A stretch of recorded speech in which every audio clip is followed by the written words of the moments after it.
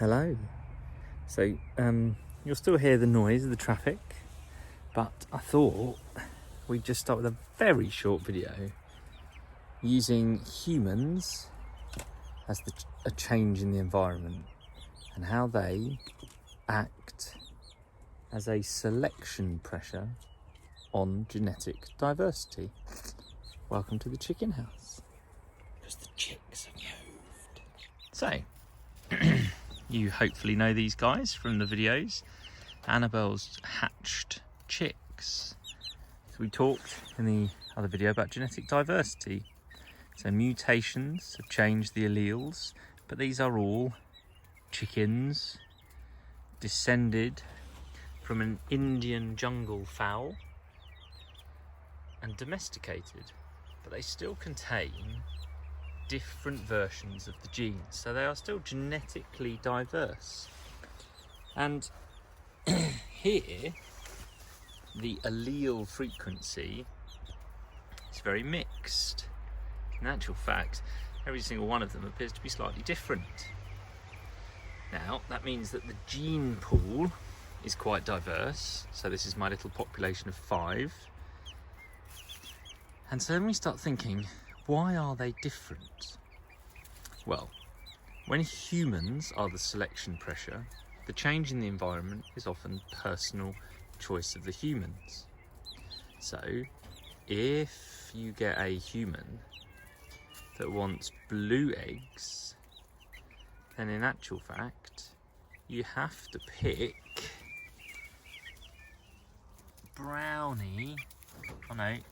Dipper. You have to pick Dipper to breed with, because Dipper has blue eggs. So the selection pressure there is selective breeding. You say, I want blue eggs, so I'm going to just breed from Dipper. If you want a big chicken that perhaps can lay more eggs, or actually, in actual fact, perhaps you want a big chicken that, sorry vegetarians, you can use both for eggs and for meat. If you think these are born just a day, 24 hours apart, Brownie in the middle, the alleles Brownie has, are for a bigger bird. So therefore, the environment selects to take her alleles and breed from her. And so what we're saying here is this is a very mixed flock, which is lovely. But if you add in a selection pressure, then this flock could very much change, because different ones survive.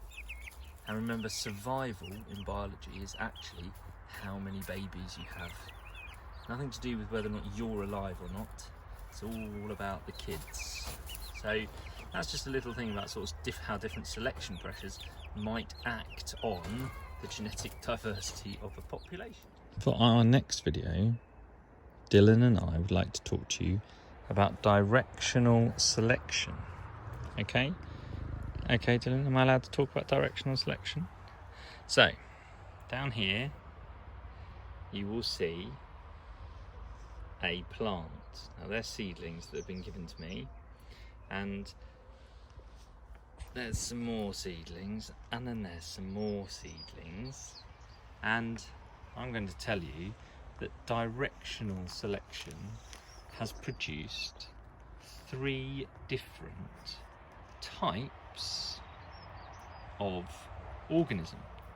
However, they're all very, very closely related. They're all part of the Brassica family. So they have genetic diversity, but they are very, very similar. And the environmental change was humans. So humans find a plant that is very edible. Okay, so brassicas have no poisons in them at all. Right.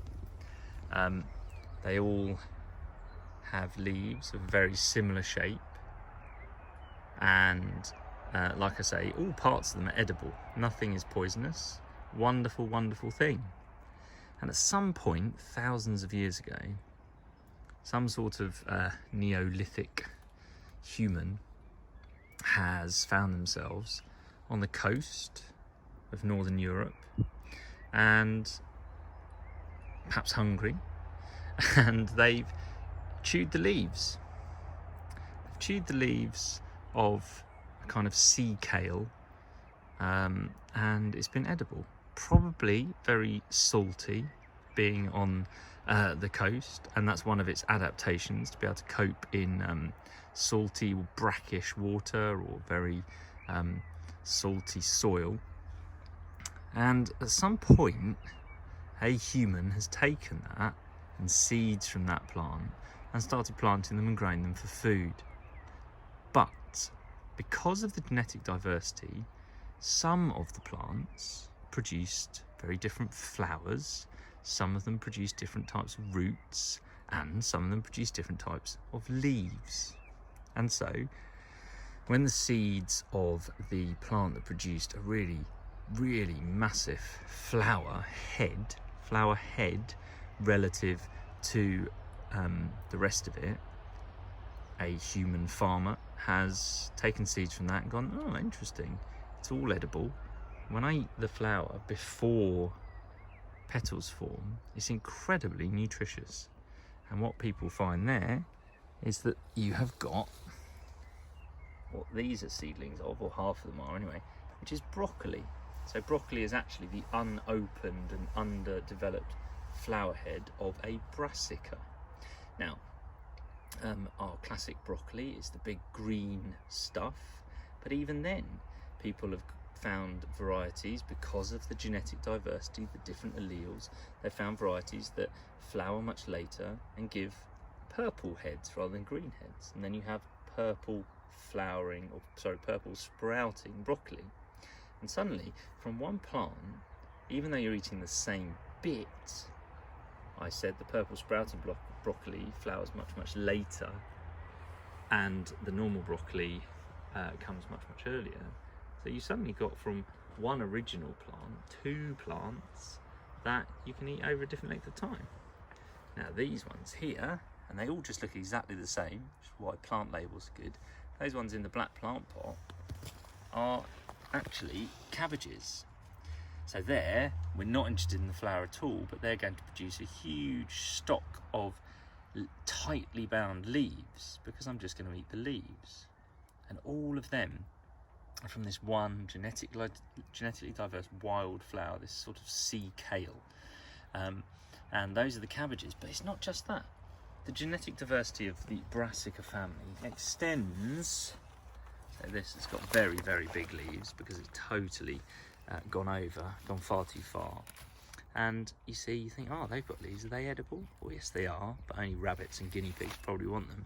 Because in actual fact, at some point, a farmer's gone, oh, some of these genetically diverse organisms produce a root that is very, very fleshy.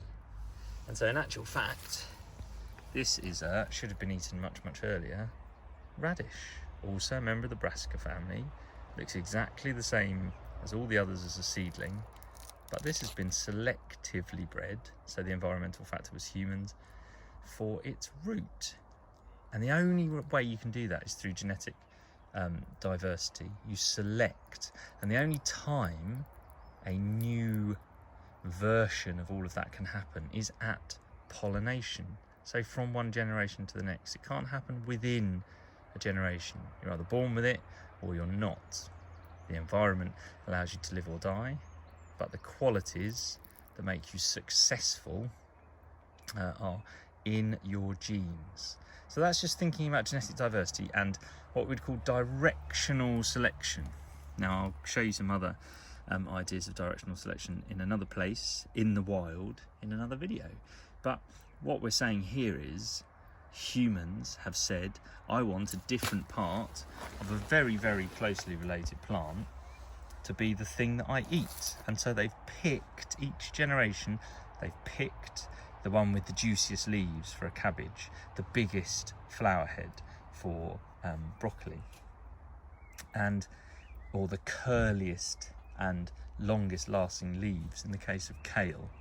And over generation after generation after generation, they've taken that, they've selected for that and allowed that one to be successful. So that is an idea of directional selection. I'll show you a wild version of that, and then we'll talk about stabilising selection.